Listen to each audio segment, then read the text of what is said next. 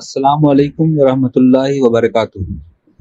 ناظرین کرام، آپ تصور کیجئے ایک ایسے معاشرے کا جہاں خواہش ضرورت بن جائے اور ضرورت کی تکمیل جنون قرار پائے، جہاں مذہب سے بیزاری ہی نہیں بلکہ برملا بغاوت ہو، جہاں حلال و حرام کا تصور مٹ جائے، زندگی بے ضابطہ ہو، ہر حدود و قیود سے آزاد، اور یہی آزادی حاصل زندگی قرار پائے۔ شیطان دراصل ایک ایسے ہی معاشرے کی تشکیل چاہتا ہے۔ وہ انسان کی فطرت کے حساس و کمزور تاروں کو چھیڑتا ہے۔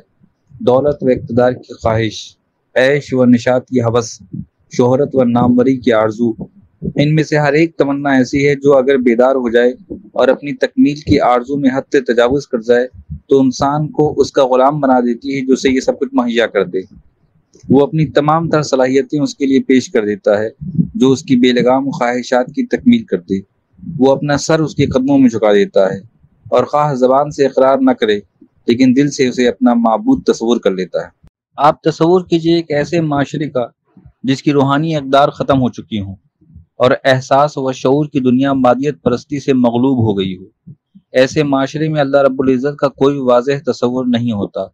انسان خود اپنی خواہشات کے بت تراشتا ہے اور اسے پتہ بھی نہیں چلتا کہ وہ کب بت پرست بن گیا۔ اپنے ہاتھوں سے تراشیدہ بتوں کو پوجنے کا رواج قدیم اور بوسیدہ ہو چکا ہے۔ اب شرک نے بھی اپنے ارتقائی مراحل طے کر لیے ہیں۔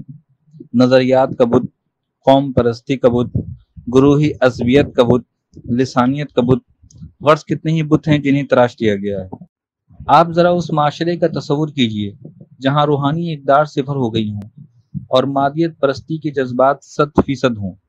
اس معاشرے کا ہر فرد خود کو عقل کل سمجھنے والا ہوگا اور مادیت پرستی کے جذبات میں صرف آنکھوں دیکھی پر یقین کرنے والا ہوگا۔